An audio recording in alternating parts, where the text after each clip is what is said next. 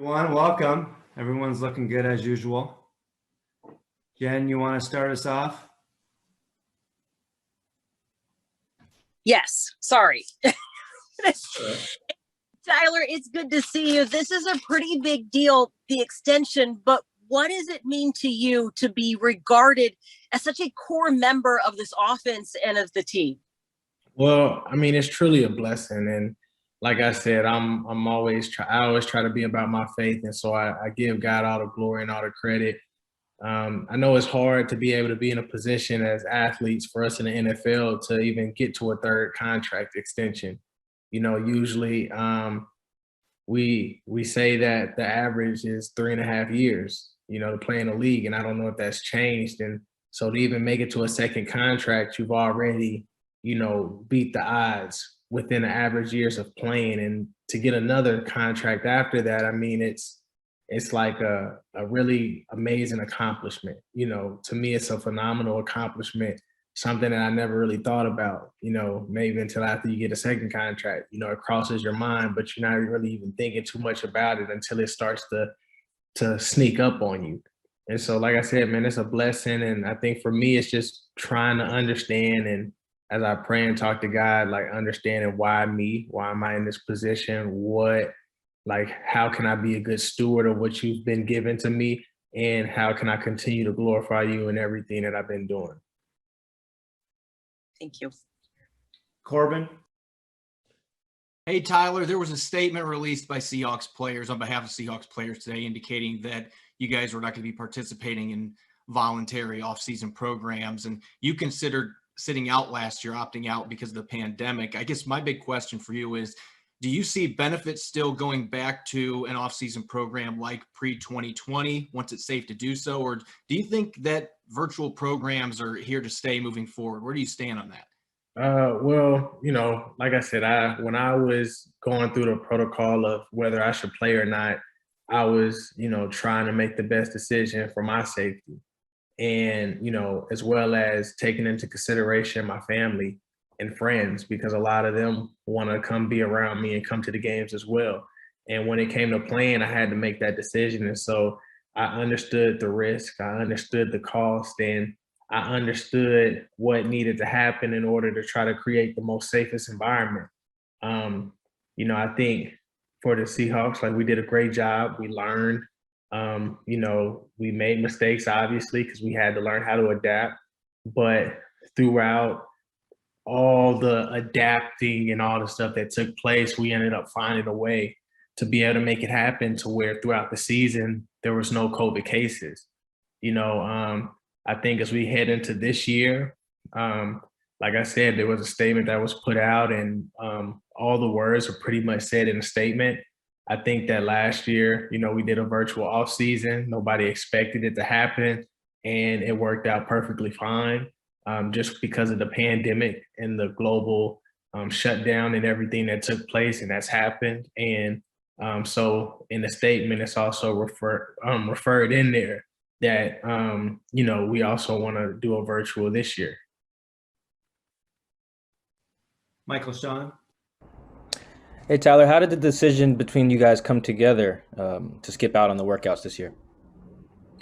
Just, talking to each other, having a meeting, being able to have each player reach out to their positions to be able to try to get a vote of what everybody felt and how everybody felt, if they were safe about going back or not. Do you feel safe working out in the facility now? I'm not at the facility. I mean, like, if is like it a matter you don't feel safe going there now? I mean, honestly, I don't feel safe anywhere. I don't feel safe even in my own house.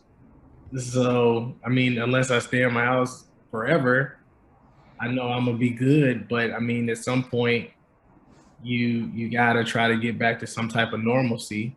And so, I mean, but it doesn't matter. I can go to a gas station and touch the pump.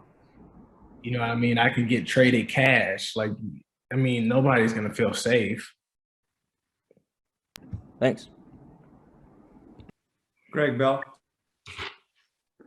Tyler, you're still a young man, but do you see this as Seattle and the Seahawks where you want to be retired, where you want your entire career to be? Well, I'm almost 30, so I don't know if that's considered. That's relative. Yeah, like I would love to finish my career as a Seattle Seahawk, man. Like that's why I said it was amazing. Feeling that they even wanted to keep me on the team even longer. You know, I understand it's a business. I understand that sometimes business moves are made and sometimes it works out in the best interest of ourselves as players, and sometimes it doesn't. It benefits other players. So just to be able to kind of see how they feel about me, understand how they feel about me, hear about them, hear those words and excitement and all those different types of things. Like it brings that type of feeling to me that, you know, they want me here just as much as I want to be here. And who wouldn't want to finish their career with a team that loves them just as much as you love them? Omar? Hey, Tyler, congratulations. Well deserved. We've heard from several of your teammates this offseason about just sort of how disappointing it was, you know, to end the year the way you did, kind of short of your goals. And you know, you guys are in the playoffs every year. Expectations are very high, of course. I'm just curious what the conversations are like amongst you and your teammates. You know, I don't know if it's pressure to do better next season, you know, to get to that, you know, get further in the playoffs, all that. Just kind of how do you guys approach that? How do you guys communicate to one another about kind of what you have to do to make that next step next season? Yeah, well, I think the biggest thing is how many teams is in the NFL? 32. So there's going to be 31 teams that's going to be disappointed. You know what I mean? So I think regardless of what would have happened to us in the playoffs, if it didn't result into a Super Bowl, we were going to end in disappointment. You know, and everybody has their opinions of, well, you know, you lost in the first round, this team lost in the second or the third, or this team lost in the Super Bowl.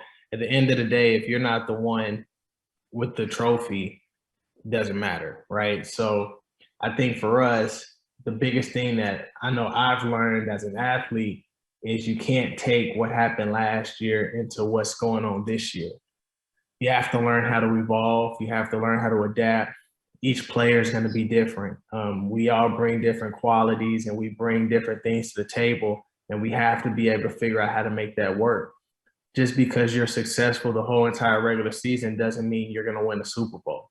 You know, it's the team that's able to adapt to whatever situation comes their way that's going to be able to be the one that can win the Super Bowl. So for us, if we're going to go into this season, we just have to learn how to adapt to anything and whatever is thrown our way. It's not about it's not about being able to be like, they can't stop the pass and we're going to keep passing. It's about if a team makes us have to run the ball, we as a team have to be able to execute it. If a team is giving us all the short throws, being able to execute that.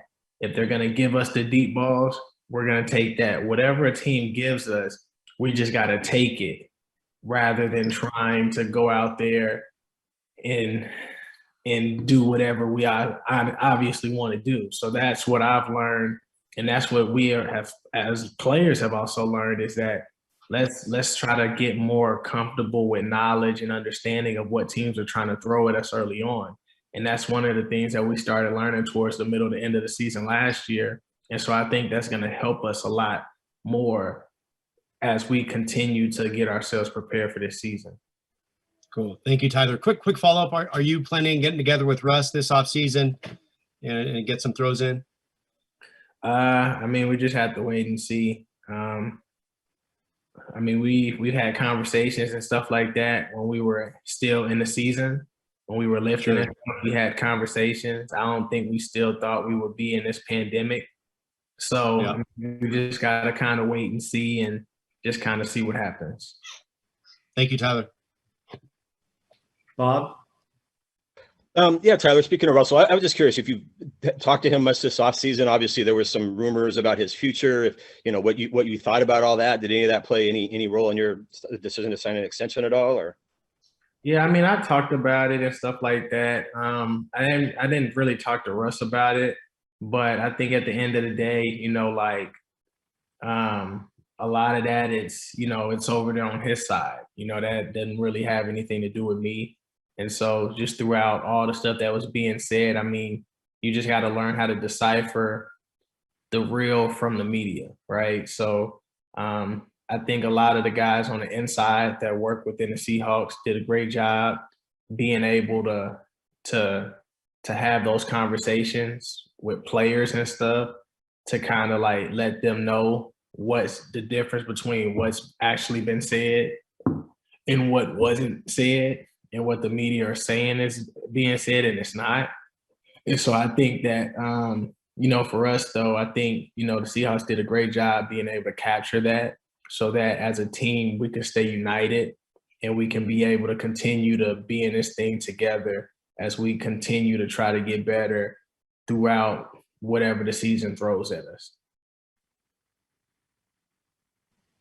Art? Tyler, last year in week 7 against Arizona, you had 15 receptions for 200 yards. Can you describe that day, what the circumstances were with Seattle's offense and Arizona's defense that allowed that kind of production to happen? I don't know. I couldn't really tell you. I don't really know what the game plan was going into the game or anything like that. I just think that maybe, when we went into the game, we always have these game plans or these ideas of what we want to do and how we want to execute. I think maybe they saw that I was at a different place, like mentally or whatever, and they seen it early on in the game, and maybe they just decided to not go away from it. We always talk about opportunities and making the best out of each and every one of them. And truth be told, there have been games that, we see players come out a type of way that is like, don't change anything. Like we've seen it when we played the 49ers and DK was like killing it the whole entire game. And there's some games where we've been able to allow everybody to be able to play at a high level. And there's some games where maybe they just decided to play call and kind of give it to one person. We've had games where we ran the ball and it was like we didn't really throw it as much, and we decided we're just gonna run the ball with our running backs. We're gonna do this. We're gonna do this. And so I think we've seen it throughout the whole season how we kind of change different stuff up. But I mean, that Arizona game, if we can be honest, games like that doesn't just come. Like those aren't the games you expect to happen all the time. That's just one of those games where it was just like, wow, like right moment, right time. Everything was just kind of clicking.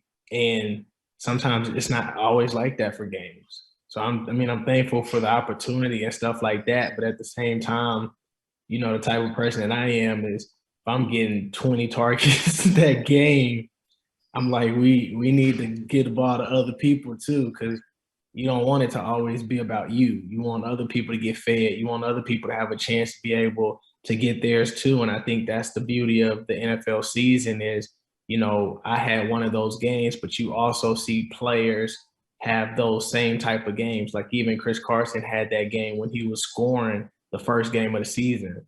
And so, I think throughout the year, you just see different players kind of like have those moments, and it's beautiful and fun. Can you describe that mental place that you were in? Man, I can't even explain it. I'd rather just say I was at a whole nother place. I was just ready that day. I was just ready. John Boyle?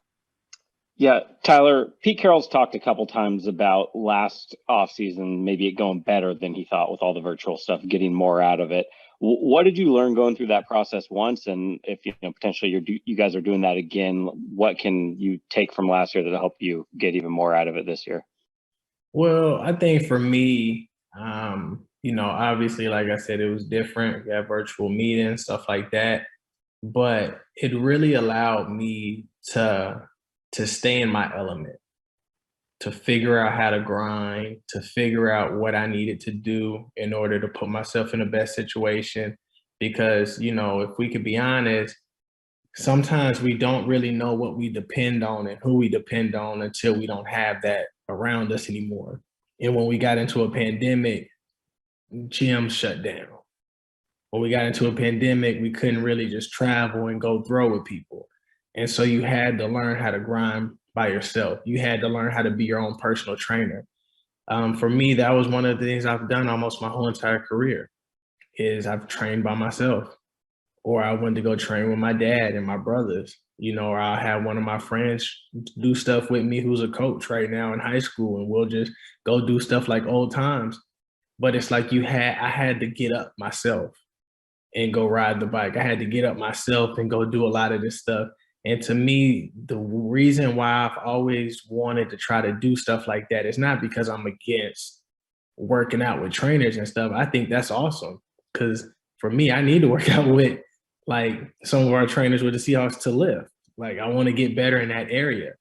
But for me, like I want to be able, if I ever get to that place mentally where I'm like, I don't know if I could do this no more, there's going to be days where I'm not going to have the coaches there to pick me up or the players there to pick me up or a therapist there to pick me up. I got to learn how to pick myself up. If I'm not catching the ball and I'm having bad games, like I had 8 drops this past season. Like nobody's going to be harder on themselves than me, so that's why I like trying to do stuff sometimes by myself. I'm learning how to do stuff with other people, but I need to learn how to motivate myself. I need to learn how to like push myself and how to get to a place to where if all else fails and I don't have nobody on my side anymore, I know that I got me. Joe Fan. Tyler, curious how you feel about working with a new offensive coordinator this year. I'm guessing you and Shane haven't been able, like with the rules, can't like talk ball and specifics right now, but is there anything in terms of having fresh blood there? I know you're a guy who creates plays and likes to talk about what you're seeing on the field and being kind of a part of that process. Is there something involved with your role and maybe how you feel like you can continue to evolve that you're looking forward to potentially being able to work with Shane with in specific? Yeah, well, I mean, even when we watched the Rams and how they did a lot of things, they did a lot of great things. They utilized people in a lot of great ways. And just with the opportunity to be able to have Shane come in, I think there's a lot of things that we could learn. There's a lot of things in which he brings to the table in which it may be new to not only us, but maybe coaches and other people who, have coached throughout the years or even players who've played throughout the years. So for us, I mean, I think we have to go into it with a mind that's able to accept and listen and understand and not act like we know everything. Obviously for me, I'm looking forward to it. It's been since I've been in the league, it seemed like almost every 3 years we change offensive coordinators. And like, I hope at some point we can, stick to just, being able to have one, but in this profession, none of us are safe, even in my shoes. None of us are safe, even after you sign. You still have to perform. So you understand that this isn't like high school or college or whatever, where people stay. Other people make decisions to go places to benefit somewhere else. But in the situations that we're in, I really am looking forward to what's going to happen. Obviously, like we haven't been able to like go over a whole bunch of stuff. You just got to be able to have those conversations and listen and try to understand what to expect. If there's new plays or new formations to learn, it's like, okay, got to go back to study mode as if I'm in college again. But I think everybody has said so many great things about Shane.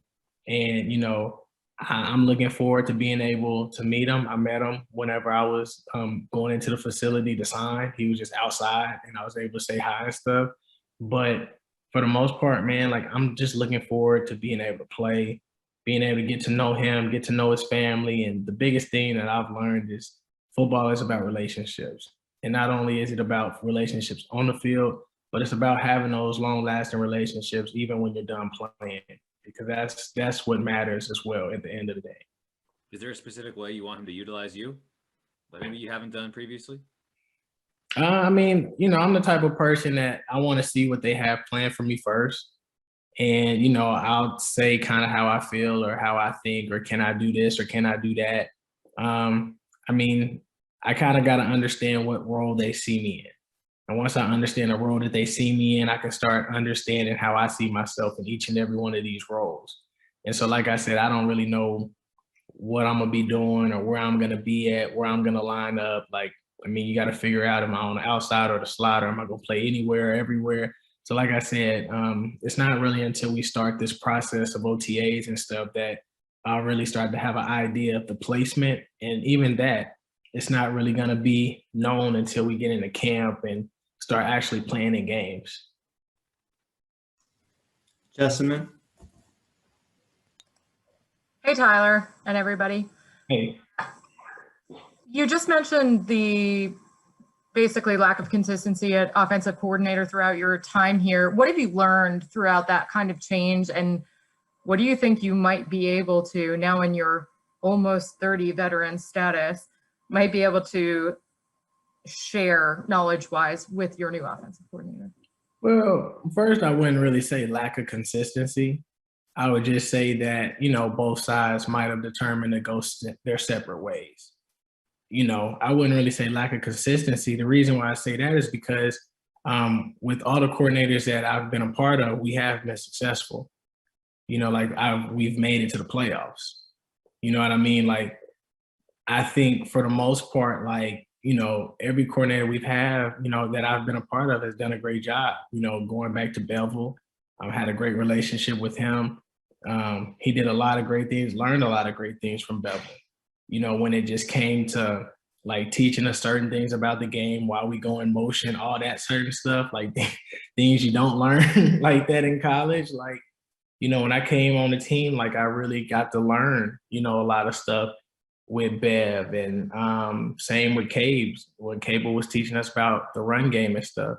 When it came to Shotty being able to come in, Shotty came in, and even when he first got there, he taught us certain things that he did when he was with the Jets, when he was with the Colts. And even, I was able to look stuff up because I knew he was the coordinator, I think, with Georgia too. So the thing about Shotty was, we had that family connection because his dad coached my dad. And so that was one of those moments where that was pretty cool, being able to get coached by Shotty when his dad coached my dad. And so being able to be in that place, what I've learned was the NFL is all about adapting. And you can't get stuck with one person because everything changes, just like the season. So you got to learn how to be able to go with what coaches want you to do. And with Shadi, I learned how to be able to really go be that slot person. Because when I first came in the league with Bev, I was on the outside. And so then with Shadi, I ended up going to the slot. And so now, as we move forward, we go through Shane, what I'm learning is I'm getting a chance to be able to move around. And that's the beauty of it. A lot of people just say I'm a slot guy. Well, in college, I started off as a slot, but then I went to the X and I played the X the whole time. My rookie year in the league, Doug was the slot, Jermaine was the X, I was the Z.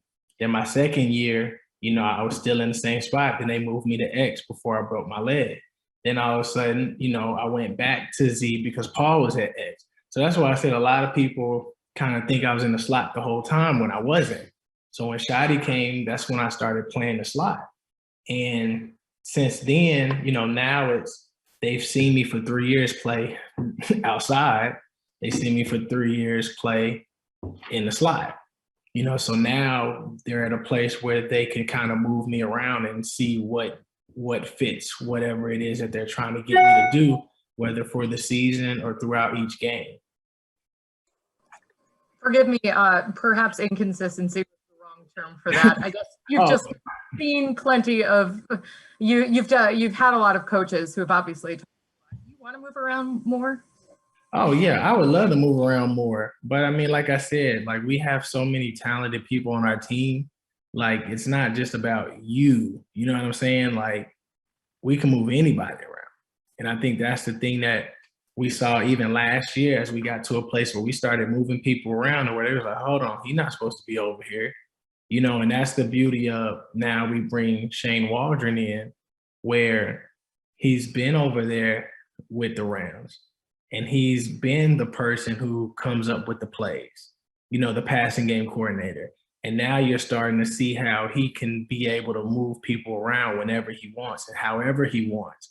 And so the things that he learned throughout his time, he can be able to bring that over to us and start being able to teach us other ways to be able to get things done in a creative, way that's going to help put us in positions to be successful. So that's why I said I'm looking forward to it 3 years inside, 3 years outside. Now you're bringing in somebody that's very creative and strategic. So now, I got to learn how to adapt whatever Shane decides to do, but that's why I'm looking forward to it. Brady? Hey, Tyler, congrats on your deal, first of all. Thank you. Going back to the conversation about installing a new offense, what do you think that's going to be like, doing that whole process without having the in-person work that you guys are not going to take part in? And was that part of the conversation when you guys were making that decision? Well, I think like the hardest part was last year, trying to figure out how all of this was going to work and come together. But as we went through the process, like, man, the Seahawks did a phenomenal job in the way that we chose to run it, in the way that we chose to do it. And it also gives credit to the guys too, because we had to put ourselves in a place to be able to be a part of it and to get things done and to do it.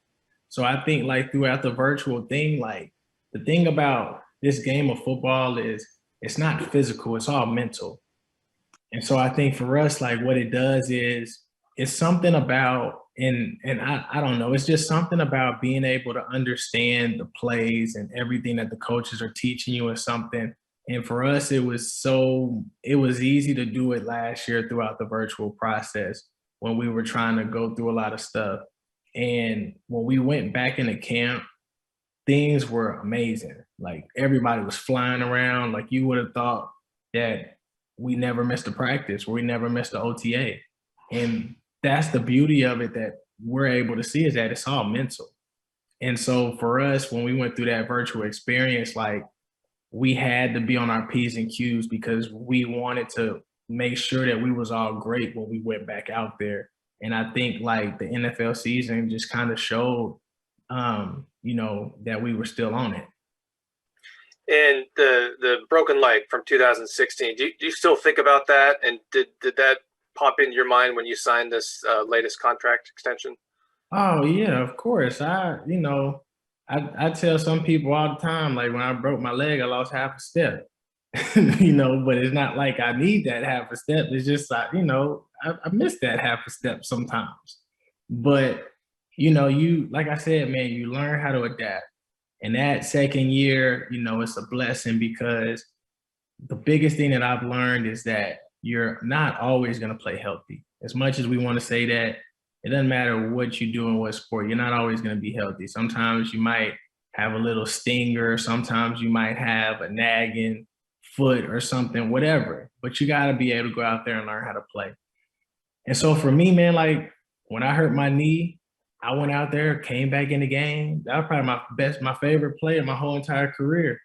When I hurt my knee, my second year versus the Rams, and I told Russ to throw me the ball. And he said, well, what percentage are you feeling, like 1 out of 10? And I don't remember what I said. I think I said like 7. And he was trying to figure out if that was good or not. And I was like, just throw it, I'll catch it. And he threw me the post and I caught it. That's probably my favorite play because I did not think I was going to be able to go back in. And people were shocked and I was shocked because I went out there thinking I wasn't going to play, and I went back in the game and caught the ball. And so the reason why I tell that story is because I've learned you got to learn how to make it work. You never know what's going to happen. You never know what adversity is going to come your way, but you figure out how to make it work. Like I broke my leg. That sucked. But I had to learn how to be able to make it work. I had to learn how to walk. I had to learn how to crutch around. I had to go through the process. And even after that, I couldn't sit on my butt and complain about what I missed out on or what didn't work out for me. Like I had to come back and figure out how to be able to play my best ball, maybe not feeling the way that I wish I used to feel. I had to learn how to still get open. I had to learn how to still beat people man to man. I had to learn how to strengthen my leg to get that stuff back and to be stronger. And throughout the whole entire processes of everything I had to go through, whether mentally or physically, being able to be in a position that, like I said, when we were able to accept the deal, it was one of those feelings of, like I said, why me? There's so many people back home from where I'm from that deserve to be in this position. And I'm not saying I don't deserve it. I'm just saying for me, I've seen the favor of God over my life. And for that, I'm truly thankful and I'm truly happy. And so I'm also learning how to be a good steward of everything that's been given to me, the position that I'm in, and also how to enjoy it. But I'm also here on a purpose. And that's what drives me. That's what motivates me. That's what keeps me going. And so, yeah, there's sometimes I look back at that broken leg, but I understand that that was a part of my story that needed to happen because I needed all of these things to take place in order for me to get to this place mentally and physically, to continue to grow and continue to develop and continue to evolve as I continue to become the best person that I can for myself today. Thanks, Tyler. 2 more for you, Tyler. Masvita. Yeah, hey, Tyler, I think you answered most of this question in terms of adaptability, but I'm wondering if you could talk a little bit more about adapting, taking the mental and the physical together, because players can be adaptable mentally, but not able to do that physically or vice versa. How have you been able to mirror those and be the best person you can be? Just got to take it one day at a time. I'd be lying if I said I ain't had mental breakdowns. I'd be lying if I said I didn't have to work through anxiety attacks or panic attacks or whatever. We all got things we got to work on. We all are trying to learn how to control ourselves and control our bodies, learn how to find healthy coping mechanisms, all of these different types of things. But if there was one thing that I've learned throughout this time in COVID, nothing else matters except trying to be the best person that you can be. Like, that's what I've truly learned is like in everything, in every way, shape, or possible, the Bible said, and it started making more sense. It says, everything you do, do it as if you're doing it to the Lord. And it sounds easier said than done. But during this time of COVID, like what I realized is it doesn't matter what I'm doing. Like the question is, if I do it as if I'm doing it to God, it doesn't matter how anybody else responds to me or how they treat me or whatever they do to me. Because at the end of the day, I'm doing it out of the most powerful type of love that I can do it. And so that's why I said I started realizing that I'm in this game of life with myself. I'm running this race by myself. I'm learning how to love people, to motivate people, inspire people. I'm not here to live up to people's expectations of me. You know, like I'm not here to live up to the person that they want me to be. So when people say, oh, my second contract, why they give them that much? Well, why are you worried about what God is doing in my life? You know, like why not focus on what he's doing in your life? Why are you in my pockets? Why are you worried about the blessings and favor that I have over my life? And what I started to realize is that nobody's going to be able to enjoy your life more than you. Nobody's going to be able to understand what things mean to you because they're not the ones that's been able to be in the positions and situations to see it the way that you see it, which makes it so meaningful. So that's why I've said, even during this time of being by myself, learning forgiveness, learning love, all these different things with everybody in my life, I've learned that I have the power to forgive. I have the power to let go. I have the power to love. I have the power to choose what do I see my life being. Nothing has to alter my direction unless I choose to let it alter my direction. So I've learned how to adapt. I've learned how not to get stuck in a moment, how to let, as much as I enjoyed that contract, I had to let it go and keep moving on forward to my daily normalcy life, because we get stuck in moments and stories to where we can't get ourselves out, and the world is evolving, people are evolving, we are evolving. And if we can't get ourselves out of certain moments in history, we're never going to be able to evolve, and life passes us by. Thank you. All right, last one, Curtis. I really don't even know if I'm answering y'all questions. I really don't even know to this point. Well, let's work it. Thank you. Yeah, Tyler, you mentioned that at the end of the day, if you don't win the Super Bowl, you're going to be disappointed anyway. But looking back at the second half of last season, how frustrated is it that you guys as an offense couldn't find your way to pull yourselves out of that rut when things just kind of got a little bit out of sorts and you guys couldn't find that way to get back to where you were early in the season and push into the playoffs at that sort of a clip?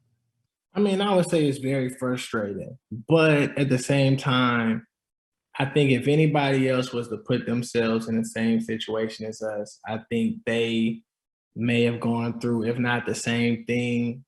I can't say if they would be better or worse, but I think everybody would have been faced with the same thing. When you look at the first half of our season, and you see the way that we played, I mean, why would we ever stop playing like that, right? Like everything is clicking, whatever we choose to do. And it worked so good to where we really didn't have to worry about adjusting. We made everybody adjust to us. You know, so it wasn't until the second half of the season where we were truly faced with having to learn how to adjust.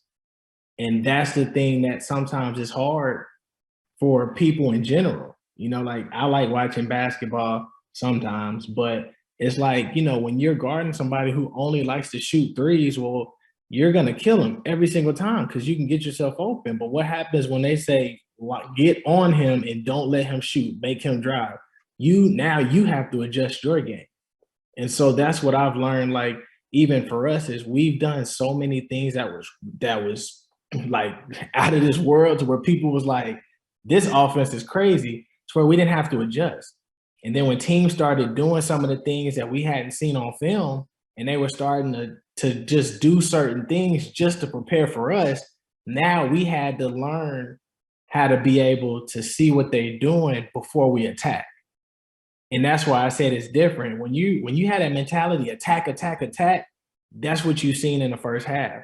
But when teams start to throw out different type of stuff, and now you got to start learning, like, okay, this goes against our rules. Now we got to start changing certain stuff up, because now the way that we used to go, teams adapted to us, but now we got to figure out how to be able to find ways to keep moving forward and keep attacking while seeing what they're throwing at us. So that's why I said it wasn't like it was a difficult second half for us. It's just we had to truly learn what it meant to adjust. When the first half, we never had to. All right, Tyler, thank you, and thank you, everyone. All right, God bless, Thanks, man. Tyler. Thanks, Tyler. Thanks, Tyler. Stay safe.